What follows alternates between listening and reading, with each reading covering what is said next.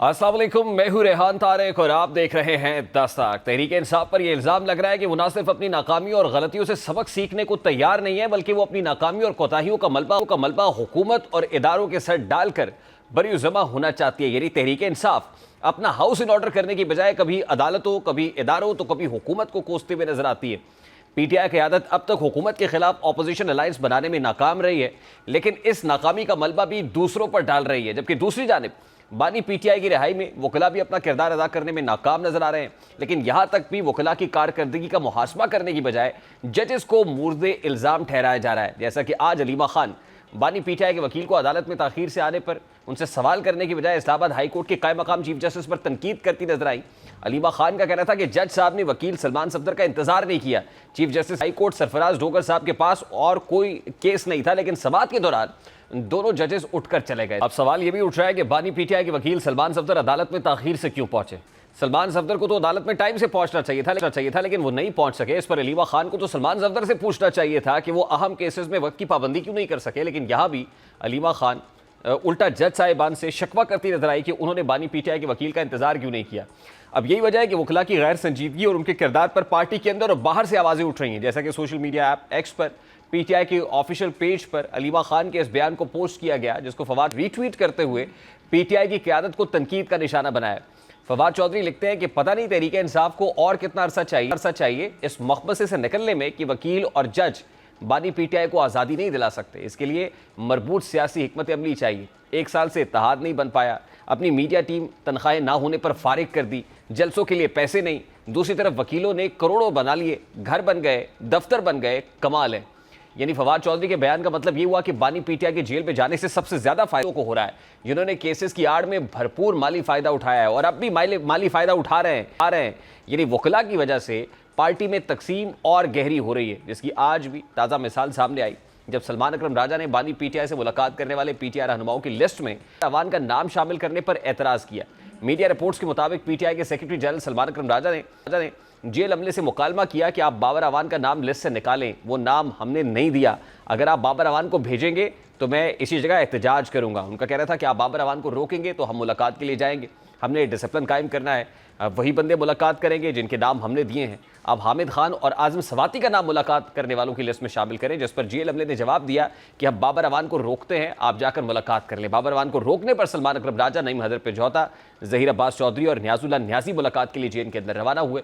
लेकिन इन पीटीआई रहनुमाओं के पीछे बाबर अवान भी पैदल अडयाला जेल के अंदर रवाना हो गए। सहाफ़ी ने गैर रस्मी गुफ्तगू में सलमान अकरम राजा से सवाल किया कि आपने बाबर अवान का नाम नहीं दिया, लेकिन फिर भी उन्हें कैसे मुलाकात की इजाज़त मिल गई। सलमान अकरम राजा ने जवाब दिया कि हमने उनका नाम नहीं दिया, हम इस पर एहतजाज करेंगे, हम डिसिप्लिन कायम कराएंगे। बाद बाबर अवान बानी पीटीआई से मुलाकात करना हो गए। अब सूरत हाल ये है कि पीटीआई रहनुमा बानी पीटीआई से मुलाकात पर भी इख्तलाफात का शिकार नजर आ रहे हैं। यहाँ तक कि पार्टी के अंदर से वज़ीर आला अली अमीन गंडापुर को ओहदे से हटाने पर भी हलचल शुरू हो गई। शेर अफजल मरवत ये दावा कर रहे हैं कि ईद के बाद अली अमीन गंडापुर को वज़ारत आला से हटाने की कोशिश की जाएगी। इस वक्त शौकत यूसुफजई साहब पाकिस्तान तहरीक इंसाफ के रहनुमा हमारे साथ मौजूद है। अस्सलाम वालेकुम शौकत यूसुफजई साहब, बहुत बहुत शुक्रिया आपके वक्त के लिए। सर, सबसे पहले तो आज अलीमा खान साहिबा ने जजेस पर सवाल उठाया कि वो चले गए, मौका नहीं दिया, इंतज़ार नहीं किया वकला का। फवाद चौधरी साहब ने भी इस पर तनकीद की कि अपना हाउस इन ऑर्डर नहीं है, वकला या जजेस बानी पीटीआई को रिहा नहीं करा सकते, बल्कि आपकी मरबूत सियासी हिकमत अमली बानी पीटीआई को रिहाई दिला सकती है। आप अग्री करते हैं इससे कि इस तरह के शिकवे गिले जजेस पर हों या वकला पर हों, इससे कोई फ़ायदा नहीं होगा, ये बेसूद है? देखिए, मेरे ख्याल से वकला तो अपनी कोशिश कर रहे हैं, लेकिन जो इस वक्त अदालती निज़ाम है हमारा, उसमें इतनी कमज़ोरियाँ हैं, इतनी खामियाँ हैं कि वो उस पर बहस की जा सकती है। और जहाँ तक वकला का ताख़ीर में होना, ये तो एक आम रूटीन सी बात है, कोई पहली मरतबा तो नहीं हुआ होगा। ये तो हमारे कितने केसेस हैं, अक्सर वकला देर से आ जाते हैं, तो वो जज साहिबान यही तो शिकवा है कि वकला गैर संजीदगी का मुजाहरा करते हैं और शायद पीटीआई बहुत ज़्यादा रिलाई भी वकला पे कर रही है। फ्रंट लाइन में भी वकला लोग हैं, सियासी लोग हैं कोई नहीं। मैं आपकी बात से इत्तेफाक करता हूँ, बिल्कुल वकला को आना चाहिए, लेकिन वो तो वकला तो तब आएंगे जब आपके अपने जो वो क्या कहते हैं, जो बुनियादी लोग होंगे वहाँ पे ना, वो देख सकेंगे कि जी कौन सा वकील आ रहा है, कौन सा नहीं आ रहा है। तो पार्टी के लिए मेरे ख्याल से अब काफ़ी अरसा हो गया, बहुत कुछ सीख भी लिया होगा। अब खान साहब की रिहाई के लिए एक मौसर हिकमत अमली तो होनी चाहिए पार्टी के अंदर। अदालती सिस्टम सबको पता लेकिन है यूसुफ सही साहब, एक तासुर है ना कि वो मजबूत सियासी हिकमत अमली है नहीं पीटीआई के पास, वो स्ट्रैटेजी नहीं है कि जो बानी पीटीआई को रिहाई दिला सके, otherwise this would have been done way earlier sir. नहीं, देखिए जो आपका अदालती निज़ाम है वो इस वक्त आज़ाद नहीं है। आप इसको आज़ाद नहीं कह सकते। जब अदालती निज़ाम आज़ाद नहीं है तो आप ये नहीं कह सकते कि जी वकील कोशिश नहीं कर रहे हैं। वकील कोशिश कर रहे हैं, लेकिन आपका सिस्टम ऐसा है कि वो इंसाफ नहीं दे रहा है। अब ये यहाँ पे थोड़ा सा प्रॉब्लम है। लेकिन अगेन मैं कहूँगा कि जो पार्टी है, मैं उसकी बात कर रहा हूँ कि चलो वकील तो अपनी तौर पे होंगे, लेकिन जो हमारी लीडरशिप है मैन, उनको भी फ्रंट पे आना चाहिए अब।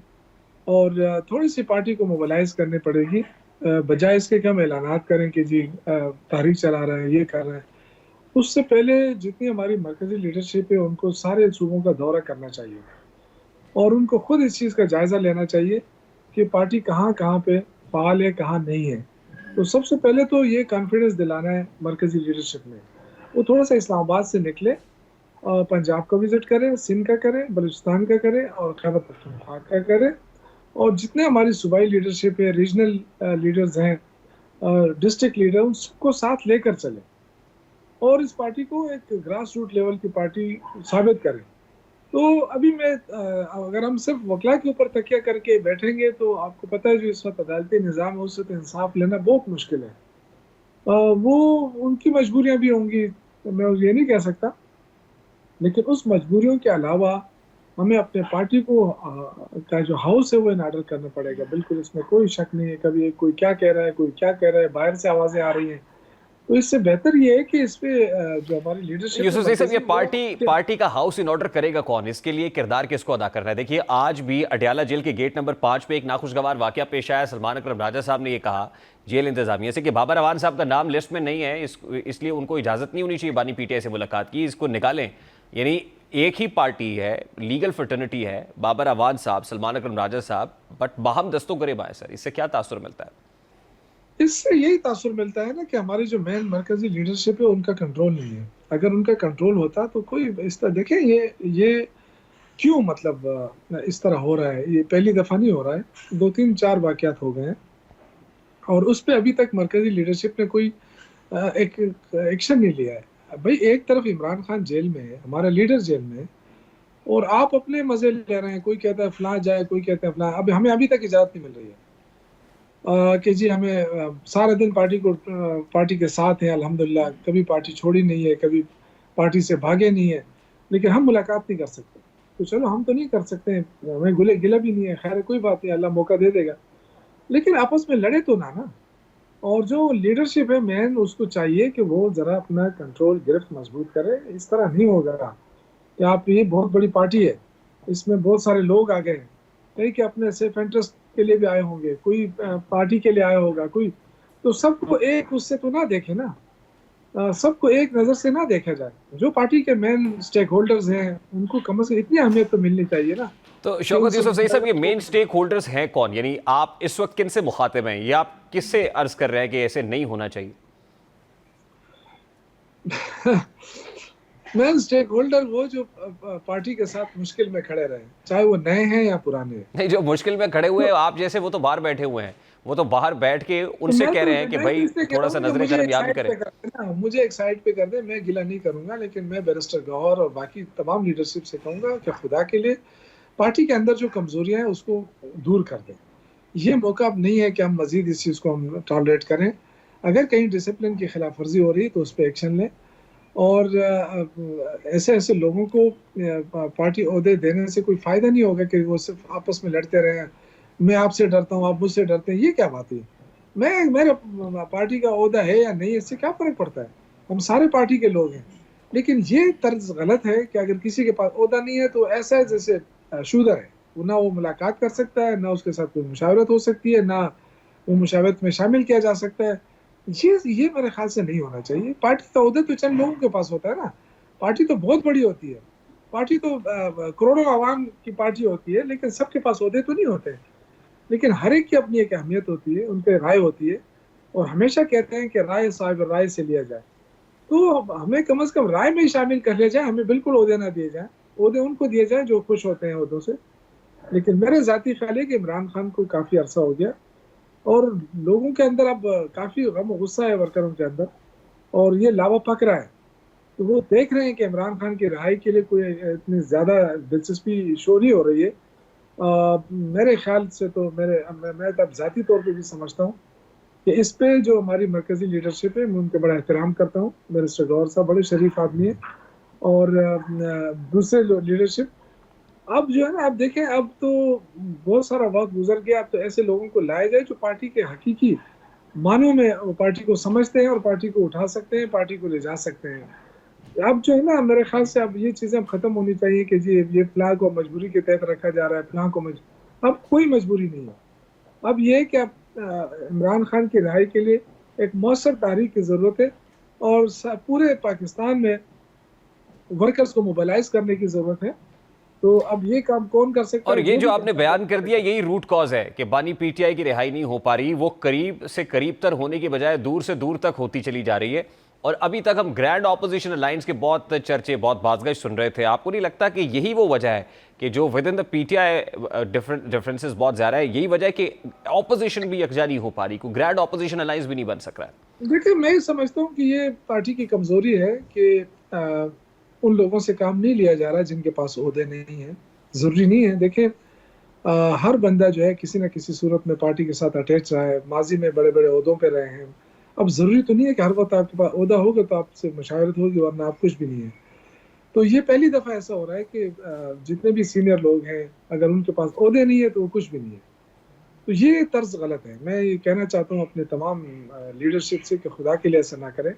मुख्तलिफ कमेटियों में उनको डालें, उनसे काम लें, वो फायदा देगी पार्टी को। ये नहीं कि उनको बस एक तरफ रखें कि जी आपके पास ओहदा नहीं है, आप आराम से बैठे। तो पुराने नए को मिलकर ही पार्टी बेहतर तौर पे चल सकती है। अब इस तरह करना कि जी सिर्फ वकला पार्टी को चलाएं, या पुराने चलाएं या नए चलाएं, ये चीजें खत्म होनी चाहिए। हम सब एक हैं, मिलकर चलानी चाहिए, और पार्टी को डिसिप्लिन देना चाहिए। बस मैं तो ये कहूंगा, डिसिप्लिन नहीं होगा तो ये इसी तरह हर वक्त जो है ना जेल के गेट पे लड़ाइयाँ होंगी। ठीक, बहुत शुक्रिया शौकत यूसुफ ज़ई साहब आपके वक्त के लिए। पाकिस्तान तहरीक इंसाफ के रहनुमा ज़ई साहब हमारे साथ मौजूद थे। एक ब्रेक लेते हैं, ब्रेक के बाद वापस आते हैं।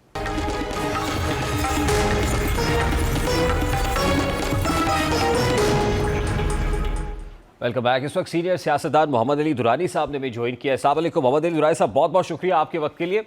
सर, सबसे पहले तो बड़ा सादा सा सवाल है, आपने भी बहुत सारे सोल्यूशन प्रपोज किए पॉलिटिकल इंस्टेबिलिटी को स्टेबिलिटी में बदलने के लिए। नेशनल यूनिटी गवर्नमेंट होनी चाहिए, मेल मुलाकातें भी हुई, सब कुछ।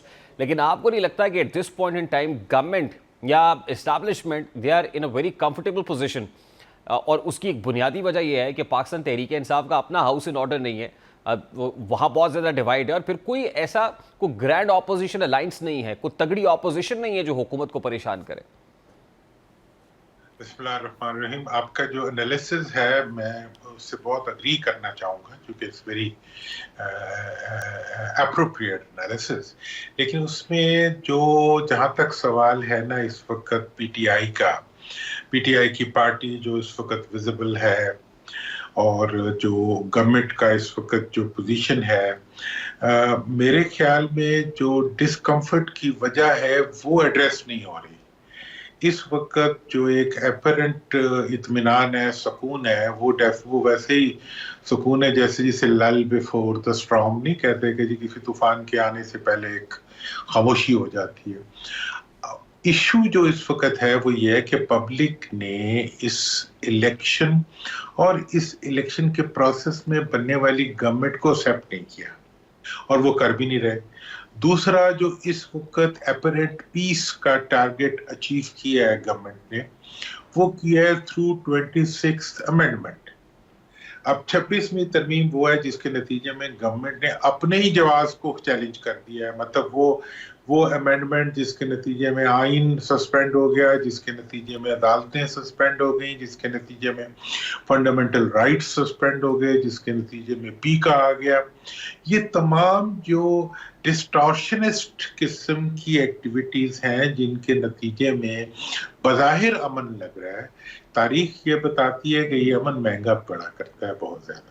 तो मैं ये तो और पीटीआई की जहां तक सवाल है, पार्टी वाइज उनकी इनफेक्टिवनेस और फिर उनका ये है कि एक जगह खाना खाने से दूसरे खाने तक का फासला, और फिर ये है कि जी grand opposition alliance of just sitting और गुफ्तगू के जरिए जो है माहौल बनाने की कोशिश करना, वो मेरा नहीं ख्याल कि वो हुकूमत के लिए वो सब बातें कोई चैलेंज है। देखिए ना सर, इस वक्त ऑपोजिशन की बड़ी पार्टी तो पीटीआई है, फिर जेयूआईफे और दीगर छोटी जमातें तो ऑपोजिशन में शामिल है, लेकिन जैसे आपने कहा कि 26 कॉन्स्टिट्यूशनल अमेंडमेंट हो या दीगर मामला, तो अवाम गम गुस्से से भरे हुए हैं, या 8 फरवरी के इंतखाबात हो, लेकिन अवाम को भी लीड करने के लिए कोई लीडरशिप चाहिए होती है ना, कोई मैस मोबिलाइजेशन के लिए कोई तहरीक चाहिए होती है। वो तहरीक बनने में नाकाम रही और अब भी वो बनती भी नजर नहीं आ रही, ना वो मोमेंटम बन रहा है। तो आपको क्या लगता है फिर ये जो खामोशी है वो फिर वो कौन सा ऐसा तूफान बपा कर सकती है? हाँ, देखिए अब उसमें असल जो खामोशी का लीडरशिप का जहाँ तक ताल्लुक है, इसमें ये होता है कि हुकूमत की ख्वाहिश ये होता है कि उसकी अपोजिशन जो है वो उसकी अपनी तरह की हो जाए और उसके लिए कंफर्ट का बायस हो अपोजिशन हुकूमत का ये। लेकिन इस वक्त जो रियल अपोजिशन है वो या बन चुकी है पब्लिक और या वो बन गया है इमरान खान। अब ये हुकूमत के लिए कोई अच्छा वो नहीं है, ओमन नहीं है। दूसरी बात यह है कि इस वक्त जितनी देर भी आप इमरान को जेल में रख रहे हैं उसकी पॉपुलैरिटी कम नहीं हो रही, वो बढ़ रही है। इस वक्त गवर्नमेंट के जिम्मे यह है कि वो कल एक स्टेटमेंट में सुन रहा था कि जी वजीरों की तनख्वाहों में इजाफा और चीनी की तनख्वाह में इजाफा, जो वो बैरिस्टर मोहम्मद अली सैफ का बयान था, वो जो है शहबाज स्पीड से हो रहा है। मतलब ये है कि ये दिस इज पब्लिक सेंटिमेंट कि पब्लिक जो है वो महंगाई से भी तंग है, वो इन तमाम इंडिकेटर से भी तंग है, और वो गवर्नमेंट के, और ये गवर्नमेंट ने अपना ही फैसला किया था आज से 6 महीने पहले कि जी ये एक वॉलंटरी गवर्नमेंट होगी, कैबिनेट मीटिंग का फैसला। उसके बाद उसी नहीं दरअसल जैसे आपने कहा, देखिए बानी पीटीआई की पॉपुलैरिटी बढ़ रही, सर आप इस पॉपुलैरिटी को कैसे गेज करते हैं, या बैरोमीटर क्या है इस पॉपुलैरिटी का? हम तो ये देखते हैं कि 190 मिलियन पाउंड केस का फैसला आता है, सड़कों के ऊपर कोई एहतजाज नहीं होता, लोग बाहर नहीं निकलते, वो प्रोटेस्ट के लिए तैयार नहीं है, वो पाकिस्तान तहरीक इंसाफ की लीडरशिप को कॉल दे भी दे तो अब उस पर भी एतबार करने को तैयार नहीं है। लेकिन हैविंग सेड दैट, आप ये कह रहे हैं कि पॉपुलैरिटी बढ़ रही? हाँ, पॉपुलैरिटी देखिए, पॉपुलैरिटी बढ़ने का ये है कि इस वक्त हुकूमत के जितने भी इक़दाम हैं वो पब्लिक के अंदर इश्तिहारों में तो एक इत्मीनान की कैफियत रिफ्लेक्ट कर रही है, नो डाउट, लेकिन पब्लिक में डीप डाउन उसकी रिफ्लेक्शन नजर नहीं आ रही। देखिए अब दूसरी तरफ अब आपको जो नई डेवलपमेंट्स, ऑर्गेनिक डेवलपमेंट्स हो रही है वो मैं अब सिंध के अंदर जो है इस वक्त पूरा सिंध जो है वो पीपल्स पार्टी के खिलाफ इस वक्त एक अंडर प्रोटेस्ट है, और एक पानी का इशू है जिसको उन्होंने बना लिया है, इन्होंने हैंडल नहीं किया, उन्होंने बना लिया, अपोजिशन ने बना लिया, और उस इशू की वजह से ये हाल है कि खुद पीपल्स पार्टी को पता नहीं है कि उसने इधर खड़े होना है या इधर खड़े होना है, मतलब वो गवर्नमेंट के साथ खड़ी हो या गवर्नमेंट के अगेंस्ट खड़ी हो, ये उसको नहीं पता। दूसरी तरफ उमरकोट की सीट जो है, जो री इलेक्शन हो रहे हैं वहां पे पीपल्स पार्टी, उमरकोट के अंदर सबसे बड़ी पॉलिटिकल डेवलपमेंट जो इलेक्शन के बाद की हुई है वो अब हो चुकी है कि पूरी जीडीए और पीटीआई ने मिलकर फैसला किया है कि वो इकट्ठे इलेक्शन लड़ेंगे। हुकूमत के लिए ये चैलेंज नहीं होता कि 4 बाब इकट्ठे होकर बैठ गए एक कमरे में और उन्होंने फोटो बनाई, उन्होंने कहा जी हम ग्रैंड अलायंस बनाएंगे, और वो अपोजिशन जो कानून को हाथ में लेती हो जैसे ये लेते रहे, उससे भी हुकूमतें नहीं डरा करती। वो हुकूमतों के पास एक अख्तियार होता है कि वो उनको डील कर सकती है। हुकूमत जिस चीज से डरती है वो सिमर, पॉलिटिकल सिमर जो होता है, और पॉलिटिकल कॉन्टिन्यूस एक्टिविटी जो होती है वो हुकूमत के लिए बड़ा चैलेंज बना करती है। तो मैं ये समझ रहा हूँ कि हुकूमत के खिलाफ जो अपोजिशन की togetherness heading towards elections, at the same time जो मीडिया के अंदर अनरेस्ट है जो कि बढ़ रहा है, वकला के अंदर चेंज ऑफ माइंड हो रहा है, और जो सारे इस वक्त के ग्राउंड इंटरनेशनली जो है, इस वक्त पाकिस्तान वाहिद मुल्क है जिसके अंदर अपोजिशन जेल में है। किसी डेमोक्रेटिक कंट्री में इस वक्त अपोजिशन जेल में नहीं है। तीसरी तरफ देखिए जेल में Imran Khan was in jail, opposition corner थी, आइसोलेटेड थी, बार्गेन पोजीशन के अंदर भी थी, उसी वक्त मुख्तलिफ सोल्यूशंस प्रपोज किए जा रहे थे, सजेशंस आ रही थी, और फिर लग ये रहा था कि जैसे शायद मिलिट्री इस्टेब्लिशमेंट भी या गवर्नमेंट भी बात करने को तैयार है, को ऑप्शंस पैदा कर रही है, वो कहीं ना कहीं ब्रीदिंग स्पेस मिल जाएगी। लेकिन अब तो आपको लगता है कि at this point in time bargain position में है बानी पीटीआई या पीटीआई कि बार्गेन कर लें? देखिए, मैं इसमें आपको बताऊं कि गवर्नमेंट के लिए अभी यहाँ पे पार्लियामेंट में मीटिंग हुई जिसमें उन्होंने तमाम पार्टीज को बुलाया, लेकिन उसमें गवर्नमेंट जो थी वो यूनिटी को एग्जिबिट नहीं कर सकी। आर्मी चीफ तशरीफ लाए, उन्होंने जो बयान किया, वाहिद अपोजिशन की तरफ से अपोजिशन की तरह की वैलिड अगर कोई ऑब्जर्वेशन आई तो वो आर्मी चीफ की तरफ से आई कि जी गवर्नेंस के गैप को हम अपने खून के नजराने से भर रहे हैं। ये this is a very very very definite and real statement कि जनाब जो इस वक्त हुकूमत की बैड परफॉर्मेंस है, और हुकूमत को देखें, टेररिज्म को और टेररिस्ट एक्टिविटीज को कंट्रोल करना हुकूमत की जिम्मेदारी होती है। हुकूमत अगर ये कंट्रोल नहीं कर पा रही तो उसी का फेलियर है, और ये पॉइंट आउट हो गया। उसके बाद यानी कि मतलब ये निकला कि हुकूमत अपना काम नहीं कर रही, वो काम किसी और को करना पड़ा। एट द सेम टाइम जो इस वक्त टेररिज्म का चैलेंज जो गवर्नमेंट को दरपेश है, अब उसमें फॉरेन ऑफिस आपका एग्जिस्ट ही नहीं कर रहा, वो बेचारी फौज का मतलब ये है कि बच्चे भी फौज के जाने दें कुर्बानी।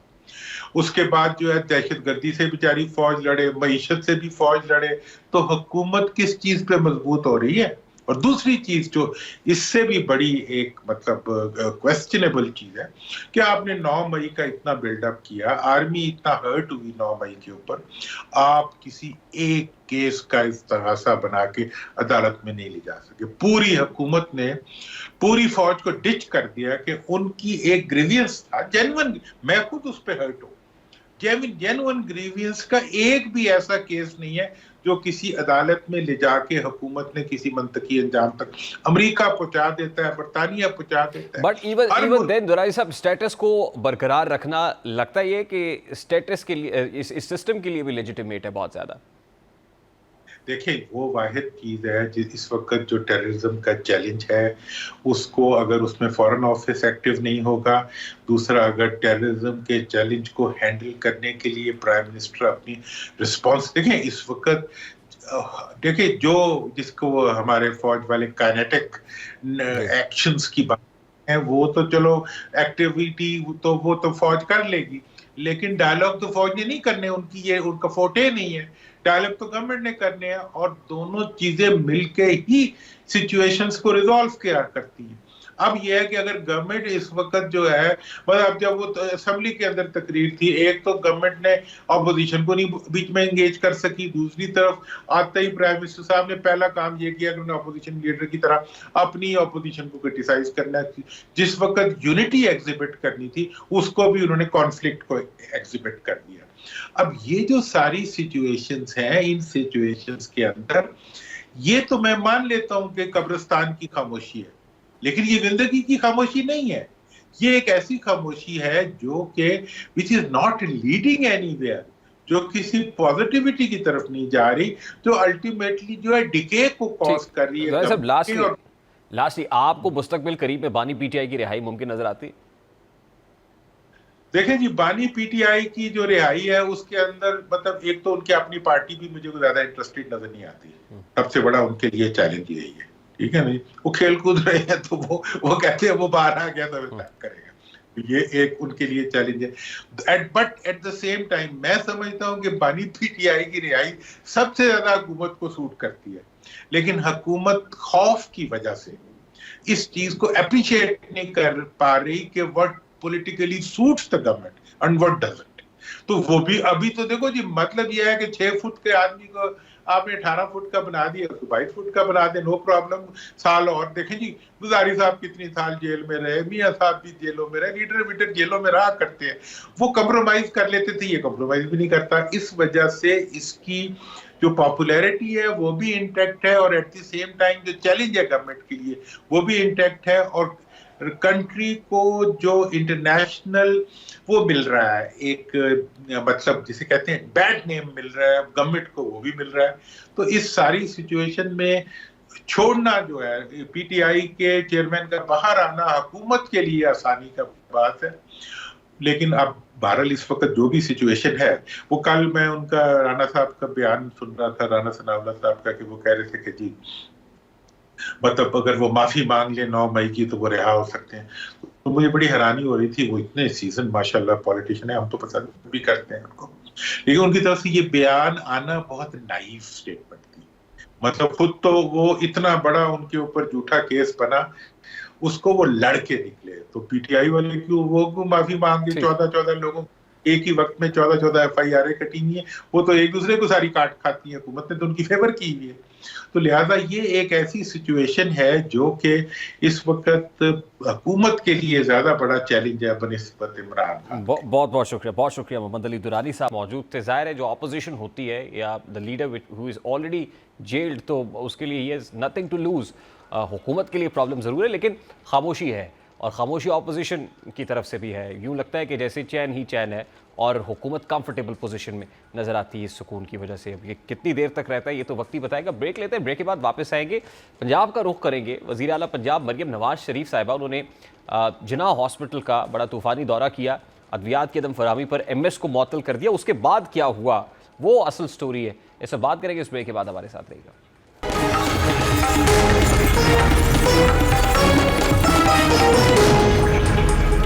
पंजाब हुकूमत ये दावा तो कर रही है कि वो सरकारी अस्पतालों के निज़ाम को बेहतर बनाने की कोशिश कर रही है, लेकिन अब भी सरकारी अस्पतालों में शहरियों को अद्वियात की किल्लत जैसे मसाइल का सामना है। सिर्फ यही नहीं, नाकिस अद्वियात की शिकायत भी सामने आ रही है, जैसा कि हाल ही में म्यू अस्पताल में इंजेक्शन के रिएक्शन से होने वाली अमवात की तहकीकात में नर्सेस की गफलत और लापरवाही साबित हुई। फिर इसी तरह म्यू अस्पताल में लिफ्ट गिरने का वाक़या पेश आया, जिसमें कुछ अफराद जख्मी भी हुए थे। अब इस सारी सूरत हाल को देखें तो ऐसा लग रहा है कि सरकारी अस्पतालों का निज़ाम अब भी मयारी नहीं है, और यही वजह है कि पंजाब हुकूमत के खिलाफ ये तासुर उभर रहा है कि वो सरकारी अस्पतालों की हालत को बेहतर बनाने में अपनी नाकामी को छुपाने के लिए अस्पताल इंतजामिया को मुअत्तल करने पर जोर दे रही है। जैसा कि हाल ही में वज़ीर आला पंजाब मरियम नवाज ने म्यू अस्पताल के MS को मुअत्तल किया। इसी तरह गुज़श्ता रोज़ वज़ीर आला पंजाब ने जिन्ना अस्पताल का अचानक दौरा किया, जहाँ मरीजों और उनके लवाहिकीन की जानिब से मुतअद्दिद शिकायत सामने आई, जिसके बाद वज़ीर आला पंजाब ने फौरी एक्शन लेते हुए जिन्ना अस्पताल के प्रिंसिपल और मेडिकल सुपरिटेंडेंट को मुअत्तल करने का हुक्म सादिर किया। ख़ास तौर पर मरियम नवाज की वो फ़ोटो बहुत वायरल हो रही है जिसपे वो MS की कुर्सी पर बैठी हैं और MS जिन्ना अस्पताल काशिफ जहांगीर उनके बाएं जानिब बैठे हुए नज़र आ रहे हैं, और वज़ीर आला पंजाब के अंदाज से लग रहा है कि वो MS जिन्ना अस्पताल की सरजनिश कर रही हैं। अब MS के मुअत्तल हो जाने के बाद दिलचस्प सूरत हाल उस वक्त सामने आई जब मुअत्तल होने वाले MS काशिफ जहांगीर ने अपनी फेसबुक पर अल्हम्दुलिल्लाह का स्टेटस लगाया। इस पोस्ट के नीचे डॉक्टर्स की जानिब से मुबारकबादों का सिलसिला चल निकला। अब कोई नौकरी से निकाला जाए तो वो कभी भी ऐसी पोस्ट नहीं करेगा, क्योंकि ऐसी पोस्ट तो नौकरी मिलने पर की जाती है। बहरहाल MS की जानिब से उनकी बरतरफी पर पंजाब के अपोजिशन लीडर मलिक अहमद बछड़ भी मरियम नवाज पर तनकीद कर रहे हैं। अब एक तरफ अपोजिशन डॉक्टर्स की बरतरफियों पर सवाल उठा रही है, तो वहीं दूसरी जानिब लाहौर में ग्रैंड हेल्थ अलाइंस पंजाब का महकमा सेहत की निचकारी के खिलाफ जो यंग डॉक्टर्स एसोसिएशन है वो भी सरापा एहतजाज है। सरबराह young doctors association doctor Salman क्या कहते हैं कि अस्पताल मुकद्दस जगह है, ये सियासत की जगह नहीं है, अपनी सियासत को अस्पतालों से दूर रखा जाए।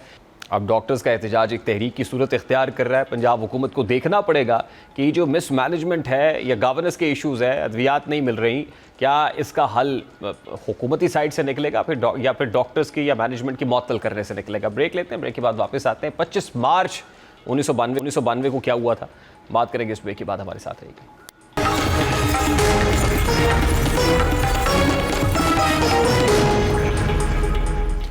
आज 25 मार्च है और आज का दिन पाकिस्तानी क्रिकेट के लिए तारीखी दिन के तौर पर जाना जाता है, क्योंकि आज ही के दिन पाकिस्तान 1992 वर्ल्ड कप का फातेह बना था।